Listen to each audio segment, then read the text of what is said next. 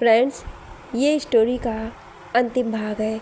अगर आपने इससे पहले वाली स्टोरी नहीं सुनी है तो डिस्क्रिप्शन में प्लेलिस्ट की लिंक है, आप वहां जाकर के सुन सकते हैं। हर रोज़ स्टोरी का नया भाग देखने के लिए चैनल को सब्सक्राइब करके बेल आइकन को प्रेस कर लें ताकि नई आने वाली वीडियो की नोटिफिकेशन सबसे पहले आपको मिल सके। और हाँ, प्लीज़ आप लोगों से रिक्वेस्ट है कि आप लोग कहानी को पूरा ज़रूर सुने। निक्की ने आयुष को बोला, खुद को संभालो आयुष, जानवी के साथ जिसने भी ऐसा किया है हम उसे नहीं छोड़ेंगे। आयुष ने जानवी को इतने दिनों बाद देखा, वो भी इस हालत में जिसकी वजह से आयुष को बहुत दुख हो रहा था। उसे खुद को संभालना भी मुश्किल हो रहा था। एक पल के लिए वो भूल ही गया कि वो एक पुलिस है। आयुष और निक्की दोनों जानवी के बारे में जानने के लिए उत्सुक थे, पर जो आदमी जानवी को अस्पताल में लेके आया था उससे बहुत कम जानकारी मिली। कोई भी उत्तर संतोषजनक नहीं था। आयुष के मन में जानवी के इस हालत का जिम्मेदार उस इंसान के लिए बहुत गुस्सा और उसे सजा देने के लिए मन में एक ज्वाला सी उमड़ रही थी। जब तक जानवी ना बताए तब तक कुछ भी मालूम नहीं कर सकते थे। आयुष से निक्की ने घर जाने को बोला। आयुष ने घर जाने से मना कर दिया। आयुष ने बोला, जब तक जानवी को होश नहीं आ जाता मैं कहीं नहीं जाऊंगा। निक्की भी दिल्ली नहीं गई, वहीं आयुष के साथ अस्पताल में ही बैठी थी। आयुष जानवी के पास ही बैठा था। उसके आंखों से आंसू बिल्कुल भी नहीं सूख रहे थे। निक्की आयुष के लिए कॉफ़ी लेके आई। कॉफ़ी देते हुए आयुष के कंधे पर हाथ रखकर बोली, आयुष, हम मिलकर सब ठीक करेंगे, मैं तुम्हारे साथ हूँ। रात के करीब 2:30 बजे जानवी को होश आया। जानवी बड़बड़ा रही थी, मुझे छोड़ दो। निक्की डॉक्टर को बुलाने चली गई। आयुष ने जानवी का हाथ पकड़ा और बोलने लगा, जानवी, मैं आयुष, मैं तुम्हारे साथ हूँ। जानवी ने जब आंखें खोल सामने आयुष को देखा तो वो चौंक गई। आयुष से अपना हाथ छुड़ाकर रोते हुए बोली, नहीं आयुष, मैं वो जानवी नहीं। जानवी का चेहरा और जानवी दोनों खराब हो गई हैं। मुझे मत छुओ, सब कुछ बदल गया, सब खत्म हो गया है। उन लोगों ने मुझसे सब कुछ छीन लिया, मेरा प्यार, मेरा परिवार, मेरा सम्मान, सब कुछ छीन लिया। आयुष ने बोला, नहीं जानवी, मैं तुम्हारे साथ हूँ, मैं सब ठीक कर दूंगा। तुम अकेली नहीं हो, मैं हूँ तुम्हारे साथ। मेरे लिए तुम बिल्कुल नहीं बदली, जैसे पहले थी वैसे ही अब भी हूँ और हमेशा रहोगी। मैं तुम्हारी रक्षा नहीं कर सका, मुझे माफ़ कर दो। मेरे होते हुए तुम्हारी यह हालत हुई, मैं बहुत बुरा हूँ। आयुष जानवी को गले लगाकर उसे शांत करने की कोशिश करने लगा। तभी निक्की डॉक्टर और नर्स के साथ वहाँ पहुंची। आयुष और जानवी को गले लगा देख वो समझ गई थी कि दोनों के बीच अभी भी बहुत प्यार है। डॉक्टर ने जानवी का चेक किया और दवाई देने के लिए नर्स को बोल दिया। डॉक्टर ने बोला, अब आप इनका बयान ले सकते हैं। निक्की ने जानवी को गले लगाया और बोला, कहाँ चली गई थी जानवी? आयुष कितना परेशान था तुम्हारे लिए। निक्की और आयुष दोनों जानवी के पास बैठे और जानवी से सारी बातें बताने को बोला। जानवी ने बताना शुरू किया। उस दिन जब सनाया को देख गुस्से में घर आ गई, थोड़ी ही देर में जब गुस्सा शांत हुआ तब बहुत पछतावा हुआ। मैंने कुछ ज़्यादा ही बोल दिया था। मैंने सोचा अगले दिन एयरपोर्ट पर पहुंचकर तुम्हें सरप्राइज दूंगी। मैं जब एयरपोर्ट के लिए ऑटो से निकली तब कुछ दूरी पर एक और औरत ने ऑटो से लिफ्ट ली। हम दोनों ऑटो में थे। बातों से पता चला वो वकील है। उनका नाम सरला था। मैंने भी वकालत पढ़ी थी तो हम दोनों बातें करने लगे। वो किसी केस के लिए दिल्ली जा रही थी। वो भी तुम्हारी ही फ्लाइट से जाने वाली थी। हम दोनों एयरपोर्ट की तरफ बढ़ रहे थे। तभी एक बाइक पर 2 लोग सवार हमारे ऑटो के बगल में ही बाइक चलाने लगे। उन दोनों के मुंह कपड़े से ढके थे। बाइक के पीछे बैठे आदमी ने बंदूक से हमारे साथ वाली सरला मैम को गोली मार दी। ऑटो वाले ने तुरंत ऑटो रोका। हमने और सरला मैम दोनों ने अपना मोबाइल हाथ में ही रखा था। गोली लगने के बाद जब हम सरला मैम को संभाल रहे थे तो हम दोनों के मोबाइल नीचे गिर गए। बाइक वाले को शायद सरला मैम का मोबाइल चुराना था, पर दोनों मोबाइल देख उसे कुछ समझ नहीं आया तो वो दोनों मोबाइल लेकर चला गया। इन सब में जब वो मोबाइल उठा रहा था तब उसके चेहरे पर से कपड़ा गिर गया था। मैंने उसे अच्छे से देखा था। साथ ही हमने बाइक का नंबर देखकर याद कर लिया था और उसे बहुत करीब से देखा था। हमने ऑटो वाले से अस्पताल चलने को कहा। वो भी डरा हुआ था, फिर भी उसने हमारी बहुत मदद की। अस्पताल पहुंचकर डॉक्टर से सारी बात बताई और पुलिस को जानकारी दी। मैं उस समय एक गवाह थी, इसलिए मुझे थोड़ा भी समय नहीं मिला तुम्हें किसी और फ़ोन से कॉल करने का। मैंने जो कुछ देखा था वो सब बता दिया। पुलिस के अनुसार वो एक नामी मुजरिम है। वो जिसके लिए काम करता है उसका केस दिल्ली में चल रहा था। उसके खिलाफ कत्ल के बहुत से केस चल रहे थे। ये सरला वकील उसके खिलाफ लड़ रही थी। अस्पताल में डॉक्टर ने सरला मैम को मृत घोषित कर दिया। पुलिस की पूछताछ के बाद हम घर जाने के लिए निकले। तभी हमारे पीछे वो दोनों मुजरिम बाइक से पीछा करने लगे। वो हमारे बिल्कुल सामने आ गए और हाथ में तेजाब लिए बोल रहे थे, हमारे खिलाफ बोलेगी, ऐसा बोल। जैसे ही उन्होंने वो तेजाब हम पर डाला, हम भागने के लिए मुड़े, पर तब तक मेरे चेहरे के बाईं ओर के हिस्से पर तेजाब पड़ चुका था। हम चिल्लाने लगे, वो वहां से भाग गए। हम लगभग 15 से 20 मिनट तक चिल्लाते रहे पर कोई मदद को नहीं आया। फिर रिक्शे वाले ने मुझे वहां देखकर मेरी मदद की और अस्पताल पहुंचाया। अस्पताल में पुलिस और मेरे चाचा, चाची और उनकी बेटी करुणा आई थी। चाची जी हम पर बहुत गुस्सा कर रही थी। वो बोल रही थी, भैया भाभी चले गए और ये मुसीबत हमें दे गए। वो मुझे अक्सर इस प्रकार की बातें बोला करती थी। उन्होंने चाचा जी से पुलिस केस के लिए मना करते हुए बोला, आज जानवी के साथ ऐसा किया है, उन्होंने कल अगर मेरी बेटी करुणा के साथ करेंगे तो। नहीं नहीं, हमें कोई पुलिस केस नहीं चाहिए। पुलिस ने बोला, जी ये तो पहले से ही एक गवाह है, जब तक ये खुद नहीं बोलती कुछ ये केस कानूनी होगा। मैं करीब 15 मिनट बाद बोलने की दशा में हुई। मैंने उनके खिलाफ केस करवाया। आईपीसी की धारा 326 गंभीर रूप से जख्मी करना के तहत मुझ पर जो हमला हुआ और धारा 506 धमकी देने और सरला मैम को मारने के लिए धारा 302 के और भी ऐसे तहत केस फाइल हुआ। इन सब से बस अकेले मैं ही थी, परिवार वाले साथ नहीं थे। लगभग 1.5 महीने बाद मैंने जब खुद को आईने में देखा तो मैं खुद को संभाल नहीं सकी। मेरी आंखों के सामने बस आयुष तुम ही थे। मैं तुम्हारे लायक नहीं थी, मुझ में हिम्मत नहीं थी तुम्हारे सामने आने की, तुमसे बात करने की। इसलिए मैंने एक खत लिखकर तुम्हारे घर के लेटर बॉक्स में डाल दिया। केस लड़ना बहुत मुश्किल था। वो बहुत बड़ा मुजरिम नान इंदर था, उसकी पहुंच बहुत ऊपर तक थी। फिर भी हमने हिम्मत करके लड़ते रहे पर हम केस हार गए। मेरी वकील सतीश चंद्रा ने उस केस को और मजबूत कर दिल्ली हाई कोर्ट में डालने की कोशिश के लिए बोला। तब तक के लिए उन्होंने मुझसे अपनी सुरक्षा खुद करने को कहा। वो छूट कर बदला जरूर लेगा। केस के शुरू होने से इन सब में 9 महीने से भी ज़्यादा का समय लग गया था। मैंने अपने परिवार का साथ देहरादून छोड़ने का फैसला किया और बिना किसी को बताए नोएडा आ गई। सतीश चंद्रा को हम पीसीओ से फ़ोन करते थे। उन्होंने बताया केस अदालत में दर्ज हो गया है और 1 हफ्ते बाद अदालत में तुम्हें आना है। इंदर के आदमियों ने मेरी खोज शुरू कर दी और एक दिन में जब मैं मुंह पर कपड़ा बांधे पीसीओ से सतीश चंद्रा से बात करके घर के लिए निकली, तब इंदर के आदमियों ने मुझे पकड़ लिया। वो मुझे बहुत अजीब सी जगह ले गए। वहाँ इंदर आया, उसने बोला तुझे पहले ही मार देना चाहिए और उसने मुझे बहुत यातनाएं दी। एक दिन मौका मिल गया, वो मुझे बेहोश कर वैन से कहीं दूसरी जगह ले जा रहे थे। रास्ते में मुझे होश आया तो वैन रुकी हुई थी। वो सब वैन से बाहर किसी से बहस कर रहे थे। मैं वहां से भागकर एक कार वाले आदमी से मदद मांगी। उसके बाद मुझे याद नहीं मैं यहाँ कैसे आई। ये सब सुन आयुष को इंदर पर बहुत गुस्सा आ रहा था। आयुष ने बोला, कुछ भी हो मैं इसे नहीं छोड़ूंगा। निक्की ने भी आयुष का समर्थन करते हुए कहा, अब इंदर के पाप का घड़ा भर गया है, उसके कर्मों की सजा उसे जरूर मिलेगी। जानवी ने कहा, मेरी इस लड़ाई में मेरे घर वालों में से कोई भी साथ नहीं देगा। आयुष ने जानवी का हाथ पकड़ते हुए बोला, पर मैं हूँ और मैं वादा करता हूँ इंदर को सजा जरूर मिलेगी। निक्की ने जब आयुष और जानवी को हाथ पकड़े देखा तो वो मायूस हो गई, पर हिम्मत करके अपना हाथ दोनों के हाथ के ऊपर रखते हुए बोली, मैं भी साथ हूँ। जो तुम्हारा है वो तुम्हें जरूर मिलेगा, तुम्हें इंसाफ दिला के रहेंगे। सुबह जब आयुष के मोबाइल पर उनके पापा का फोन आया तो वो निक्की की तरफ देखने लगा। निक्की आयुष के चेहरे को देख समझ गई घर वाले शादी की तारीख के लिए पूछ रहे हैं।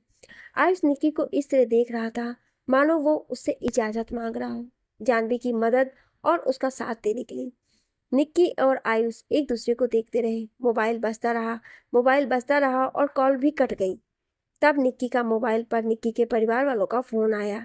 निक्की की आंखों में आंसू भरे हुए थे। निक्की ने फोन उठाया और पापा को नमस्ते करते हुए बोली, पापा हम दोनों को इस साल इतनी लंबी छुट्टी नहीं मिल सकेगी कि शादी हो सके, अगले साल की कोई तारीख देख लेना।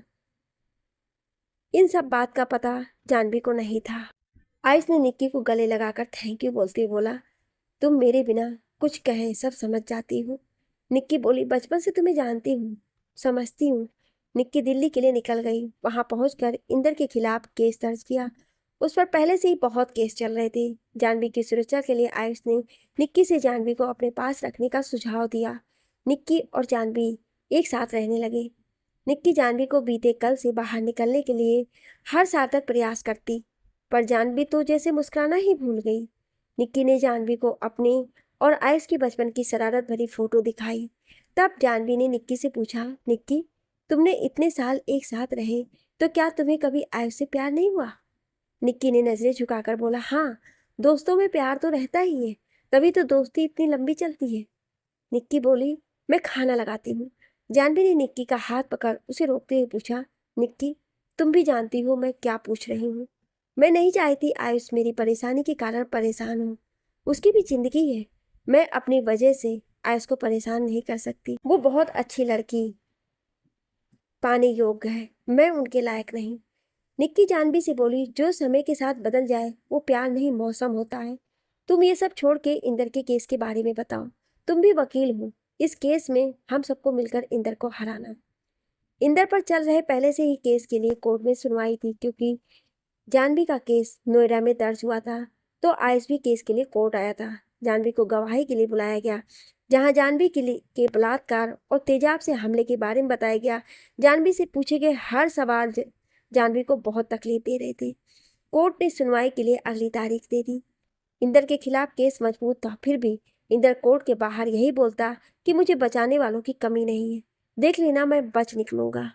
हर रोज अखबार में जानवी और इंदर के केस के बारे में खबर छपती रहती। एक रोज अखबार में जानवी के लिए एक पत्रकार ने कुछ ऐसी लाइन लिखी जैसे जानवी पर बीतने वाले सारे दर्द को शब्दों में जुबान मिल गई हूँ। एक चीख, किसी ने उस पल उसके दर्द को सोचा ना होगा, जिस पल उन दरिंदों ने उसे जानवरों की तरह नोचा होगा। छिल गई होगी जिस्म के साथ आत्मा भी उसकी, इस कदर उन दरिंदों ने उसके मन को खरोचा होगा। दर्द से वो ना जाने कितना चीखी और चिल्लाई होगी उन दरिंदों ने जब उसे अपनी हवस की बलि चढ़ाई होगी। अस्मिता को उसकी अपने खंजर से करके तार तार सोए रहते हैं सब, जब वो करते हैं दरिंदगी की हद पार।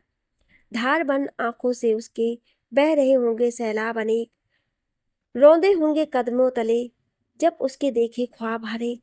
सोचा ना होगा रूबरू होंगे दरिंदे वेश इंसान का लेख, लाचार थी वो जब चल रहा था दानों का खेल। पाला था उस माँ ने उसे, बड़े प्यार से सहलाया था। उस कोमल कली को उन दरिंदों ने तेजाब से नहलाया था। घुटन सी हो रही होगी उसे अपने ही तन बदन में, क्या त्याग दूं इस देह को, सोच रही होगी अपने मन में। बेटी होने की सजा मिली उसे क्या, सोच के मन घबराया है। एक बार फिर लोगों ने उसके लिए दया के दीप जलाया है। कांप गई है कलम मेरी भी, दर्द लिख ना सकूंगी, तेरा हो गई है हद, बहुत अब हो जाए इंसाफ का सवेरा। जानवी और निक्की घर पर ही थी, तभी निक्की के घर से फोन आया। निक्की उस समय नहा रही थी। तब जानवी ने फोन उठाया। वो निक्की की माँ बोल रही थी। जानवी ने अपने बारे में बताते हुए बोला, मैं निक्की की सहेली बोल रही हूँ। निक्की की माँ ने बोला, बेटा तुम्हें निक्की को समझाओ कि मैं कब से कह रही शादी कर ले, पर ये और आयुष तो अपनी सगाई के बाद शादी के बारे में सोचना ही भूल गए हैं। जानवी आयुष का नाम सुनकर चौंक गई। वो बोली, आयुष? तब निक्की की माँ ने बताया, हाँ बेटा, वो निक्की के बचपन का दोस्त है। जानवी ने उनसे बोला, ठीक है मैं समझाऊंगी। इतना बोल उन्होंने फोन रख दिया। निक्की जब तौलिए से बात सुखाती हुई आई तो जानवी ने निक्की को बधाई देते हुए बोला, सगाई की बधाई हो, तुम्हारी माँ का फोन था। निक्की चौंक गई। निक्की ने कहा, वो जानवी, हम तुम्हें सब बताने वाले थे, पर वो। जानवी ने कहा, पर क्या? तुम्हें क्या लगा ये सुनकर मैं टूट जाऊंगी, खुद को खत्म कर दूंगी? इतनी कमजोर नहीं हूं मैं। दो लोगों के प्यार का मतलब दोनों का मिल जाना तो नहीं होता है ना। मैं खुश हूँ तुम दोनों के लिए। इतना बोल जानवी अपने कमरे में चली गई और दरवाजा बंद करके रोने लगी। निक्की ने जब बात करना चाहा तो जानवी ने कहा, कुछ देर अकेला छोड़ दो मुझे। निक्की ने आयुष को फोन कर सारी बात बताई। आयुष ने कहा, ये तो होना ही था, कल मिलते हैं, मिलकर समझाएंगे दोनों। निक्की ने जानवी से बार बार कमरे का दरवाज़ा खोलने को कहा, पर जानवी ने अंदर से मैं ठीक हूँ, सुबह बात करेंगे, इतना बोल दरवाज़ा नहीं खोला। अगले दिन आयुष निक्की के घर आया। जानवी ने जब आयुष को देखा तो अपनी उदासी छुपाने के लिए मुस्कुरा कर बोली, अरे वाह, आज सुबह सुबह अपनी मंगेतर से मिलने आए हो। अब जल्दी से दोनों लोग शादी कर लो। सगाई के बाद इतना समय लगाना ठीक नहीं है। पहले तो मैं सजा दूंगी, ये खुशखबरी क्यों छुपाई मुझसे। निक्की और आयुष बस चुपचाप एक दूसरे को देख रहे थे। आयुष ने जानवी का हाथ पकड़ उसे अलग कमरे में ले गया और अपने दोनों हाथों से उसका चेहरा ऊपर करके बोला, मुझे माफ़ कर दो जानवी, मैंने बस तुमसे ही प्यार किया, पर तुम्हारा खत मिलने के बाद मुझे लगा तुम मुझसे मिलना ही नहीं चाहती। निक्की ने मेरा बहुत साथ दिया है, इस तरह उसका हाथ छोड़कर मैं उसके साथ और प्यार को आघात नहीं कर सकता था।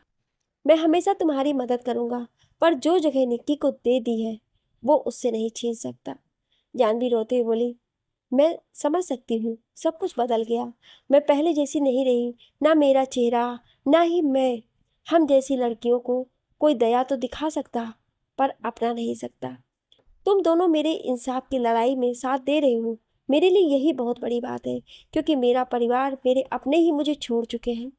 तुम्हारा यह उपकार मैं कभी नहीं भूलूंगी। आयुष ने कहा, ये क्या बोल रही हूँ, मैं अगर तुम्हें नहीं अपना पा रहा इसका मतलब तुम्हारी अब की दशा नहीं है। तुम जैसे पहले थी मेरे लिए अभी भी वैसी ही हूँ। अभी के हालात इस तरह नहीं कि मैं तुम्हें समझा सकूं। जानवी ने बोला, आयुष तुम बस एक बार बोल दो, मुझसे प्यार नहीं करते, मुझसे शादी नहीं करना चाहते। आयुष उलझ गया था। आयुष का जवाब सुनने के लिए जानवी के साथ निक्की भी इंतजार कर रही थी। निक्की ये सब बातें कमरे के बाहर से सुन रही थी। तभी निक्की को फोन आया। निक्की को जो खबर मिली फोन पर, उसे सुनकर वो चौंक गई। आयुष को आवाज लगाते हुए निक्की ने बताया, वो वकील सतीश चंद्रा जो हमारा केस लड़ रहे थे, उनकी सड़क दुर्घटना में मृत्यु हो गई। जानवी ने कहा, पहले भी जो वकील थी उन्हें चंद्र ने मरवा दिया था। इंदर से हम कैसे जीतेंगे, उसके डर से कोई वकील भी उसका केस नहीं ले गया। सभी लोग इस बात को परेशान हो गए। तभी निक्की ने आयुष को बोला, वकील तो है हमारे पास। आयुष निक्की की तरफ देखने लगा। तब निक्की जानवी की तरफ इशारा करते हुए बोली, मुझे नहीं लगता जानवी से अच्छा वकील हमें मिल सकेगा। आयुष को भी निक्की का सुझाव ठीक लगा, पर जानवी की जिंदगी में हुए हादसे के कारण जानवी का आत्मविश्वास कहीं खो चुका था। जानवी ने बोला, मुझे अपने जले हुए चेहरे के साथ किसी के सामने भी जाने में डर लगता है, मैं ये सब कैसे करूँगी। निक्की और आयुष ने जानवी को बहुत समझाया, पर वो नहीं मानी। थोड़ी देर बाद निक्की कुछ सोचते हुए बोली, आयुष तुम यहाँ आए हो तो चलो किसी रेस्टोरेंट में चलते हैं। निक्की की इस बात पर जानवी के साथ आयुष को भी बहुत आश्चर्य हुआ। इतनी गंभीर समस्या के समय निक्की को रेस्टोरेंट जाना है। निक्की ने बिना समय लगाए जल्दी से सबको चलने को कहा। निक्की ने बोला, आज स्पेशल वाले रेस्टोरेंट में जाएंगे। निक्की के कहने पर तीनों एक रेस्टोरेंट में पहुंचे। जानवी ने नीचे कर दुपट्टे से मुंह ढक कर बैठी थी। तभी एक लड़की वहां ऑर्डर लेने आई। निक्की ने जानवी से कहा ऑर्डर देने के लिए। जानवी का मन तो नहीं था, पर निक्की के कहने से जानवी ने ऑर्डर देकर जैसे ही मेनू वापस दिया तो जानवी की नज़र उस लड़की पर पड़ी। वो लड़की का आधा चेहरा जला हुआ था, एक आंख भी खराब हो गई थी। वो मुस्कुराकर वहां से चली गई। जानवी ने चारों ओर नजर घुमाई। वो काम करने वाली सभी लड़कियां थीं। सबके चेहरे जले हुए थे, किसी के हाथ तो किसी का पूरा चेहरा, किसी के कान नहीं थे तो किसी के नाक नहीं। उन सभी से सब लोग समान रूप से मिल रहे थे, बात कर रहे थे। उन लड़कियों ने मुंह भी ढका था। वो खुश थी, मुस्कुरा रही थी, मजाक कर रही थी, साथ में सेल्फी ले रही थी। आयुष निक्की का रेस्टोरेंट लाने का उद्देश्य समझ चुका था। जानवी की आंखों में आंसू आ गए। निक्की ने बोला, इंसान कभी नहीं हारता जब तक उसका मन ना कहे। जो कुछ हुआ उसमें तुम्हारी क्या गलती, तुम क्यों छुपाओ अपना चेहरा। चेहरा तो बुरा काम करने वालों को छुपाना चाहिए। जानवी ने अपने चेहरे से दुपट्टा हटाया और हिम्मत से बोली, मैं ये केस जरूर लड़ूंगी। आयुष ने बोला, हम तीनों मिलकर जीतेंगे। जानवी ने सतीश चंद्र के यहाँ उनके सेक्रेटरी से सभी दस्तावेज लिए और पूरी तैयारी के साथ कोर्ट से केस लड़ने की इजाज़त मांगी। जानवी का खोया हुआ आत्मविश्वास धीरे धीरे वापस आ रहा था। इंदर के आदमियों ने उसे बहुत डराया, बहुत धमकाया, पर जानवी नहीं डरी। केस चलता रहा। अगली तारीख पर फिर अगली तारीख। करीब 1 साल 2 महीने बाद अदालत ने आजीवन कारावास की सजा सुनाई। जानवी के लिए बहुत बड़ी कामयाबी थी। इंदर हंसते हुए बोला, मैं ज़्यादा समय नहीं रहने वाला जेल में। जैसे ही मौका मिला सबसे पहले तुम तीनों को सबक सिखाऊंगा। निक्की उसे जेल ले जाने के लिए उसके साथ ही जीप में बैठी थी।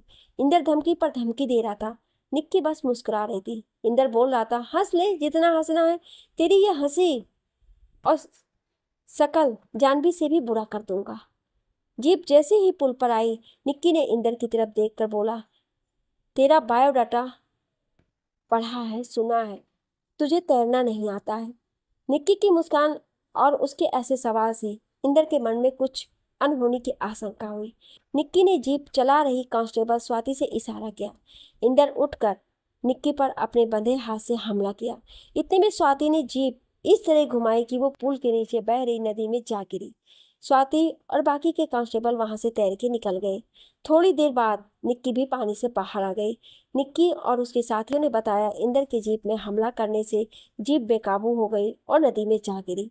थोड़ी देर बाद इंदर की लाश पानी से निकली। इस बात का पता जब आयुष को चला तो वो समझ गया ये सब निक्की की योजना है। जहां एक और इस काम के लिए निक्की पर कई सवाल उठे, पर निक्की के साथ ही कांस्टेबल और पुलिस के सहयोग से सब सवालों के संतोषजनक उत्तर दे दिए। वहीं दूसरी ओर सभी लड़कियां और वो सब जो ऐसे लोगों का शिकार बन चुकी थी, एक राहत की सांस ली। उन सब ने निक्की की बहुत तारीफ की। आयुष, निक्की और जानवी तीनों के सहयोग से लड़कियों के लिए खतरा बन चुका मुजरिम को उचित सजा मिली। और एक बड़े केस की जीत के बाद जानवी के पास और भी केस के प्रस्ताव आने लगे। जानवी के लिए सफलता और अतीत के अंधेरे से निकलने के लिए रास्ता मिल गया था। इस बात से आयुष और निक्की दोनों खुश थे। जानवी के पास अब एक अलग ऑफिस और घर था। लेकिन बात वापस वही शादी पर आ गई। आयुष और निक्की के परिवार वालों ने आके दोनों को सरप्राइज दिया। आयुष और निक्की दोनों उस समय दिल्ली में ही थे। वो जानवी को हर प्रकार से सहयोग दे रहे थे। उनके परिवार वाले जब सब एक साथ बैठे शादी की बात छेड़ते हुए शादी के लिए बोले, अब दोनों के पास मना करने के लिए कोई कारण नहीं था। आयुष ने उसी साल शादी के लिए हाँ कर दिया, पर इस निर्णय को लेते हुए उसके चेहरे पर उदासी और वादे को पूरी करने की मजबूरी साफ दिख रही थी। इस उदासी को निक्की साफ देख पा रही थी। थोड़ी ही देर में वहां जानवी आई। सभी लोगों को देख वो सकपका गई। फिर निक्की ने सभी लोगों से मिलवाया, खास तौर पर आयुष के माँ और पापा से। निक्की ने उन्हें जानवी की कामयाबी के बारे में बताया। निक्की अपने एक एक शब्दों में वो जानवी की बहुत से गुणों को बता रही थी। जानवी भी सामान्य रूप से सभी से मिल रही थी, बातें कर रही थी। सभी को जानवी का स्वभाव और जानवी बहुत अच्छी लगी। परिवार वालों ने उसी साल लगभग 2 महीने बाद शादी के लिए समय का निर्णय किया। जानवी ने अपना मन और दिल दृढ़ कर लिया। उनके इस निर्णय से सबके साथ वो भी अपनी खुशी दिखा रही है, पर उस खुशी के पीछे की उदासी बस निक्की और आयुष को ही पता था। निक्की और आयुष की माँ ने जानवी के सर पर हाथ फेरा कर बोला, बेटा तुम्हें शादी में सबसे पहले आना है और यहाँ निक्की की शादी की खरीदारी में भी मदद करनी होगी। जानवी ने अपना गम छुपाते हुए बोला, हाँ आंटी जी, क्यों नहीं, आप बिल्कुल चिंता ना करें। निक्की की माँ ने बोला, नहीं बेटी, तुम भी हमें माँ ही बुलाओ, तुम भी अब हमारे लिए निक्की जैसी ही हो। जानवी को एक अरसे के बाद परिवार का प्यार मिला था। जानवी समझ गई थी कि निक्की ने अचानक उसे क्यों बुलाया था। निक्की की प्यार अपनापन से जानवी के मन में अपने प्यार के त्याग के लिए साहस बढ़ गया। जानवी वहां से थोड़ी देर बाद अपने घर पर चली गई। अगले दिन आयुष और निक्की के परिवार वाले भी वहां से विदा लेते हुए शादी की तैयारी के उद्देश्य से देहरादून आ गए। अब निक्की जानवी के साथ अक्सर खरीदारी करती, पर इन सब में आयुष और जानवी के मन में एक विरह की वेदना हमेशा रहती थी। शादी का कार्ड छपने थे। घर वालों ने पसंद के लिए आयुष और निक्की को बहुत से कार्ड के फोटो भेजे। निक्की ने आयुष से पसंद पूछी, पर आयुष ने बिना कोई दिलचस्पी दिखाए बोल दिया, जो तुम्हें अच्छा लगे जानवी। जानवी का नाम सुन निक्की ने आयुष से बोला, मैं निक्की हूँ आयुष। आयुष थोड़ा सकपका गया और सॉरी बोलते हुए बोला, हाँ वो मुंह से निकल गया। निक्की ने बोला, मुंह पर उन्हीं का नाम आता है जो दिल में हूँ। आयुष अपनी नजरें चुरा कर मोबाइल चलाते हुए बोला, क्या बोल रही हो निक्की। निक्की मुस्कुराते हुए बोली, क्यों, खुद से झूठ बोल रहे हो आयुष।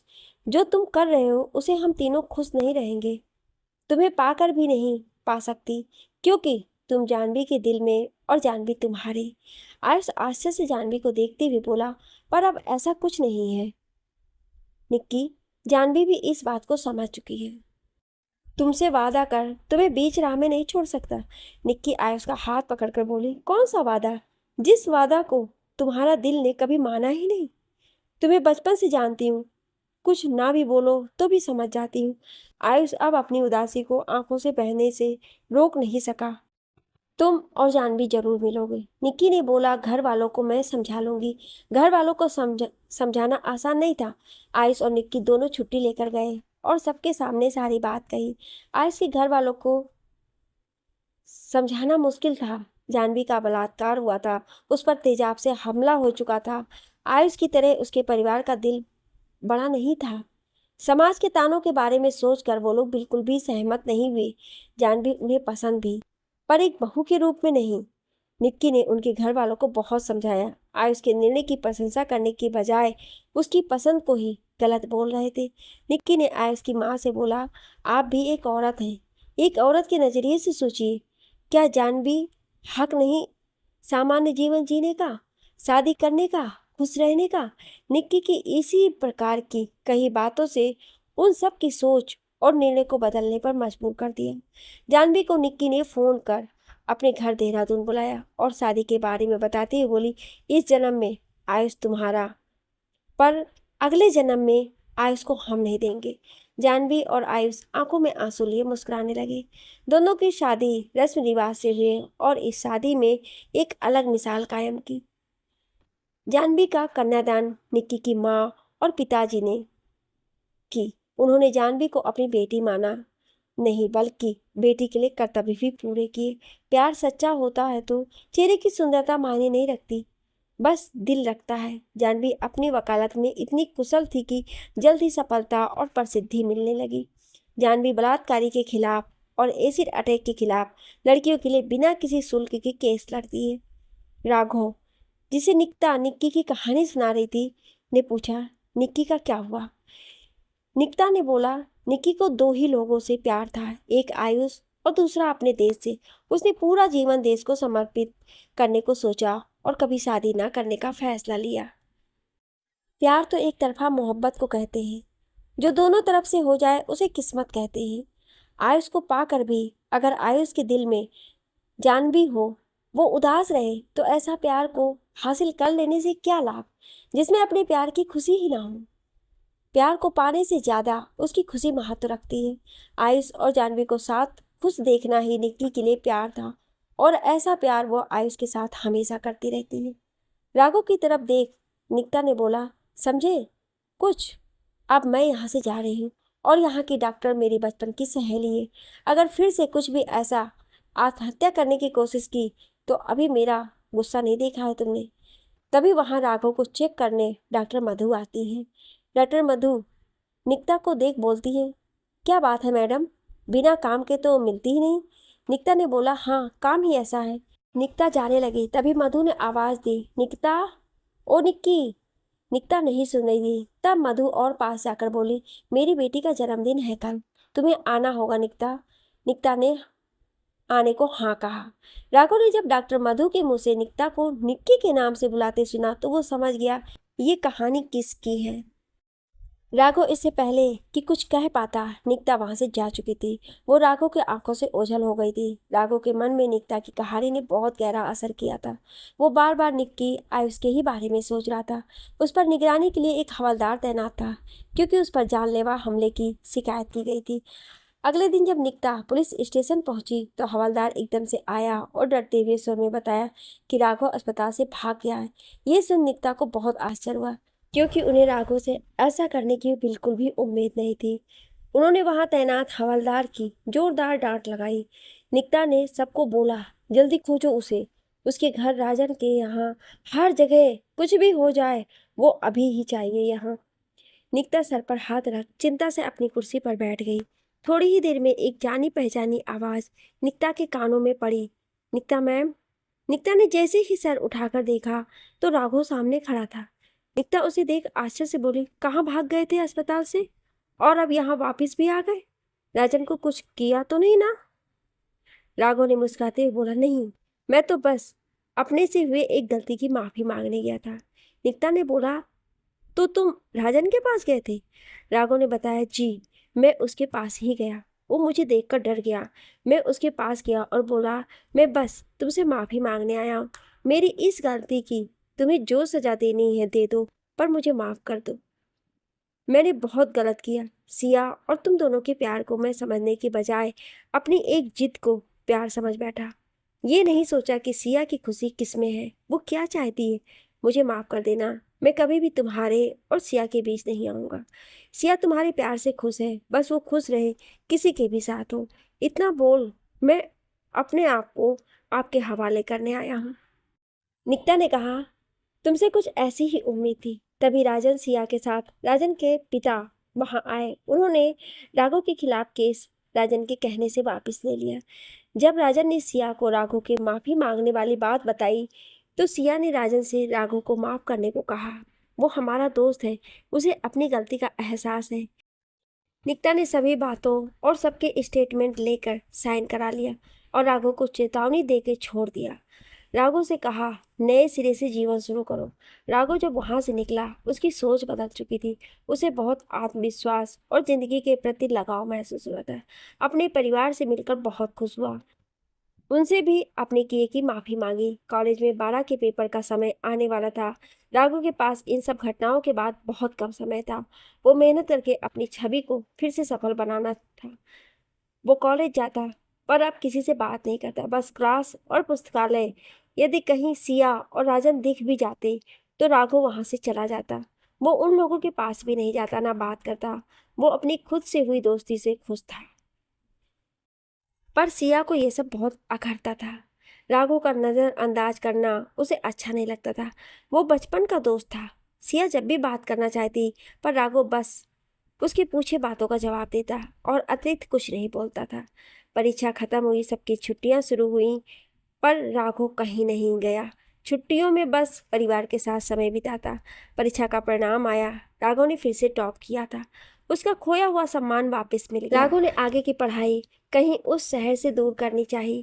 राघव डॉक्टर बनना चाहता था। राघव ने देहरादून के एक मेडिकल कॉलेज में प्रवेश परीक्षा दी, जहाँ बहुत अच्छे नंबर से पास भी हो गया और मेरिट लिस्ट में भी नाम आ गया। अब राघव को देहरादून जाना था। देहरादून जाने से पहले राघव निकिता से मिलकर धन्यवाद करना चाहता था, क्योंकि निकिता ने ही उसे सही रास्ता दिखाया था। राघव जाने से पहले निकिता से मिलने उनके घर गया। राघव ने जैसे ही डोरबेल बजाई, किसी महिला ने दरवाजा खोला। राघव ने अपना परिचय देते हुए निकिता से मिलने की बात बताई।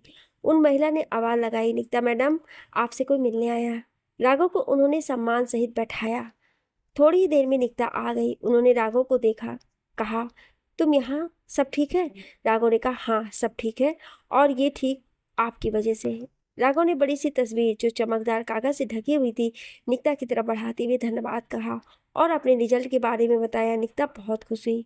तब राघव ने कहा, आपके कारण ही ये सब हो पाया है। मैं निकिता और निक्की दोनों का धन्यवाद करने आया हूँ। तभी लगभग 3 साल की एक प्यारी सी लड़की मम्मी बोलती हुई आई और राघव को देख निकिता से लिपट गई। राघव को बहुत आश्चर्य हुआ। राघव ने कहा, तो क्या निक्की ने फिर शादी कर ली? निकिता ने कहा, नहीं, पर उसने एक लड़की को गोद लिया है। अगर आप सक्षम हैं तो अनाथ आश्रम के किसी एक बच्चे को गोद जरूर ले और उन्हें शिक्षित करें। राघव निकिता से बहुत प्रभावित हुआ। राघव उनका धन्यवाद कर एक अच्छे भविष्य का सपना लिए वहां से चला गया और कभी पीछे ना देखने का संकल्प लिए वो शहर छोड़कर चला गया। देहरादून पहुंचकर उसने बहुत मेहनत की। अपनी मेहनत और लगन से वो एक बहुत बड़ा एक्टर बन गया। सिया और राजन के विषय में उसने कभी जानने की कोशिश नहीं की। राघव के परिवार वालों ने बताया कि उन दोनों ने शादी कर अपना जीवन साथ बिता रहे हैं। राघव ने अपने भाई और परिवार को एक सम्मानजनक और सुखमय समय का एहसास कराया। राघव यदि अपनी जिद पर कायम रहता, राजन पर हमला करना और इसे सिया के लिए प्यार समझना, तो शायद आज वो इतना सफल नहीं होता, कहीं किसी जेल में बदनामी के समय काट रहा होता। समय के साथ राघव की माँ राघव की शादी के लिए अलग अलग रिश्ते राघव को दिखाती रहती, पर राघव उन सभी को बिना लड़की देखे ही मना कर देता। राघव जितना गंभीर था, उसका भाई उतना ही शरारती। वो राघव से बोलता, भैया कम से कम मेरे बारे में तो सोचो, जब तक आप शादी नहीं करोगे मेरा नंबर तो आएगा ही नहीं। राघव ने अपने छोटे भाई सौरभ के कान पकड़ते हुए कहा, जनाब, पहले अपने पैरों पर खड़े हो जाओ, तभी होगी आपकी शादी। क्या भैया आप भी? मैं जब भी आपके साथ होता हूँ लड़कियां मुझे नहीं आपको देखती हैं, और आप हो कि पलट के देखते तक नहीं। ना जाने क्यों लड़कियों का दिल तोड़ देते हो। माँ के बार बार कहने पर वो एक पार्टी के दौरान रिश्ते के लिए एक लड़की उर्वशी से मिलने को तैयार हो गए। पार्टी एक बड़े से होटल में थी। अक्सर राघव को पार्टी बहुत उबाऊ लगा करती थी। वो पार्टी में पहुंचकर सबसे मिलने लगा, पर अभी वो लोग नहीं आए थे जिनसे राघव की माँ राघव को मिलाना चाहती थी। राघव हाथ में कोल्ड ड्रिंक की गिलास लिए एक पार्टी में एक तरफ चला गया। वहां लगभग पूरी एक दीवार ही कांच की बनी थी, जहां से बाहर का सुंदर गार्डन साफ दिखाई दे रहा था। राघव ने देखा वहां एक छोटी बच्ची फूलों से तितली पकड़ने की कोशिश कर रही थी, पर जैसे ही वो तितली को हाथ लगाती वो वहां से उड़ जाती। राघव को पार्टी से ज्यादा वो दृश्य में दिलचस्पी थी। तितली ना पकड़ पाने से वो बच्ची रोने लगी। तभी एक सादे रंग से एक लड़की आके उसे अपनी गोद में उठाकर चुप कराने लगी। उस लड़की को देख राघव चौंक सा गया, क्योंकि वो और कोई नहीं सिया ही थी। तभी राघव को पीछे से किसी ने आवाज दी, एक्सक्यूज मी। राघव जैसे ही मुड़कर देखा, वहां सुंदर नीले रंग का गाउन पहने खूबसूरत सी लड़की खड़ी थी। गले में डायमंड की चेन उसकी खूबसूरती को और निखार रही थी। वो अपने नाम की तरह ही किसी अप्सरा की तरह खूबसूरत थी। उस लड़की ने हाथ बढ़ाते हुए बोला, मैं उर्वशी। राघव ने हाय बोला। जैसे ही पीछे मुड़कर उस बच्ची और उस लड़की को देखना चाहा, पर तब तक वो दोनों ओझल हो गए। राघव उर्वशी से बात करने लगा, पर उसके मन में यही चल रहा था, क्या वो लड़की सिया थी। सब बातें करने के बाद घर के लिए चल दिए। कार में बैठ सौरभ के आने का इंतजार करने लगे। सौरभ थोड़ी देर में आया तो राघव ने पूछा, कहाँ था? हम सब कब से इंतजार कर रहे थे। वो माँ और पिताजी को देख बोला, एक दोस्त मिल गया था, उसी से बात कर रहा था। फिर धीरे से राघव के कान के पास आकर बोला, भैया आज मुझे मेरा प्यार मिल गया। राघव सौरभ की तरफ मुड़ते हुए बोला, तुझे तो रोज तेरा प्यार मिल जाता है। सौरभ अपने गर्दन पर हाथ की अंगूठा और तर्जनी उंगली को मिलाकर रखते हुए कसम से, इस बार सच्चा वाला प्यार हुआ है। राघव ने बोला, अच्छा तुझे हर बार हर लड़की से सच्चा प्यार हो जाता है। सौरभ उदास होते हुए बोला, क्या भैया मेरा प्यार आपको मजाक लगता है? राघव मुस्कुराते हुए बोला, नहीं मेरे मजनू, तेरा प्यार तो सोने के अक्षरों में लिखा जाएगा। राघव की माँ ने और पिताजी उर्वशी के विषय में पूछा। राघव ने बोला, ठीक है। माँ ने फिर पूछा, तो बात आगे बढ़ाई जाए। तभी सौरभ बोला, हाँ माँ, भैया से क्या पूछती हूँ। राघव कुछ नहीं बोला। अगले दिन राघव अस्पताल पहुंचा तो अपने कंपाउंडर से मरीजों को अंदर भेजने को बोला। करीब 20 मरीजों के बाद एक लड़की एक बड़ी उम्र की महिला और बच्ची के साथ अंदर आई। राघव उन्हें देखते ही पहचान गया, वो सिया थी। राघव सिया को देख बोला, सिया तुम? सिया उस महिला को सहारा देकर अंदर ला रही थी। राघव के मुंह से अपना नाम सुन उसका ध्यान उस ओर गया। उसने राघव को कुछ देर ध्यान से देखा और बोली, राघव। राघव मुस्कुराकर बोला, हाँ पहचान लिया। सिया बोली, हाँ अच्छा लगा तुम्हें ऐसे एक बड़े डॉक्टर के रूप में देख के। राघव ने उन्हें बैठने को कहा और रिपोर्ट देखा। वो रिपोर्ट सिया की सास जो उनके साथ आई थी उनकी थी। राघव ने कुछ टेस्ट लिखते हुए कंपाउंडर से वो टेस्ट के लिए ब्लड लेने को कहा। वो सिया की सास को वहां से टेस्ट के लिए ले गए। राघव ने सिया से पूछा, और तुम्हारा पति? सिया उदास होकर बोली, 2 साल पहले राजन अपने पापा के साथ कार से मेरठ से दिल्ली जा रहे थे। रास्ते में बहुत बड़ी सड़क दुर्घटना हो गई, जिसमें राजन और पापा जी दोनों नहीं रहे। मम्मी जी को तभी हार्ट अटैक आ गया। बहुत मुश्किल से सब संभाल कर मम्मी जी के दिल की बीमारी बढ़ती ही रही। वहाँ के डॉक्टर ने यहाँ दिखाने को कहा है, इसलिए यहाँ आई हूँ। राघव ने पूछा, कहाँ रुकी हुई हो? तो सिया ने एक होटल का नाम लिया। बताते हुए बोला, यहीं रुकी हूँ। ये होटल वही वाला था जहाँ राघव पार्टी में गया था। राघव ने बोला, उनकी बीमारी गंभीर हो गई है, उन्हें यहाँ भर्ती करा देना। राघव ने जैसे कहा सिया ने वैसा ही किया। जब राघव एक रोज अस्पताल में घूमते हुए मरीजों को देख रहा था, तब वो सिया की सास से मिला। उन्होंने बातों में बोला, मुझे सिया की बहुत चिंता रहती है। मेरी बीमारी में बहुत रुपए लग गए हैं। मेरे बाद उसका कौन सहारा होगा? वो बिल्कुल अकेली हो जाएगी। कितनी बार दूसरी शादी को बोला तो बोलती है, मैं अपनी बेटी के साथ ही खुश हूँ। कोई भी मेरी बेटी को उसके वास्तविक पिता समान प्यार नहीं दे सकेगा। तभी सिया वहां अपनी बेटी के साथ आई।